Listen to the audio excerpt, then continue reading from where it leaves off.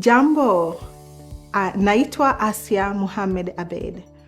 Mwaka 2023, mafuriko yaliathiri sana mitaa ya Wesley na Roscoe. Kipindi chote hicho tulijaribu kuzungumza na watu wengi sana katika mitaa yetu na kuangalia jinsi gani watu wetu wameathirika na jinsi gani wanahisi mpaka sasa hivi.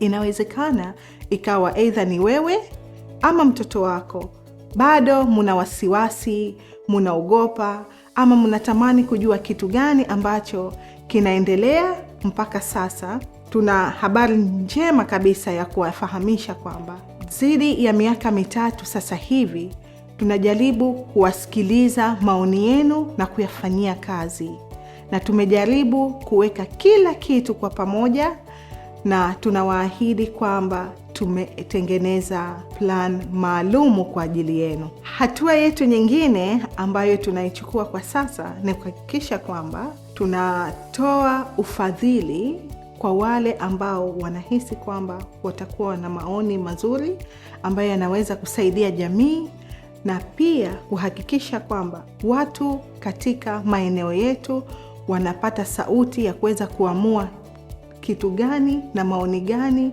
na sehemu gani iweze kufadhiliwa. Raundi ya kwanza ya ufadhili huo wa pesa utaanzia April 2026.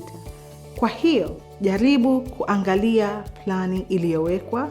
Kama unahisi community yako inaweza kuwa na jambo lolote la kuweza kuzungumza ama kuwa na mawazo mazuri ambayo yataweza kusaidia watu walioathirika, ama unataka kuwa ni mmoja wa kuzungumzia kwa watu walioathirika, tafadhali omba ufadhili huo. Pesa ipo na itaweza kusaidia community zetu na kujenga imara Wesley na Roscoe kwa pamoja. Tafadhali soma maandishi ya hapo chini kwa uelewa zaidi. Asante.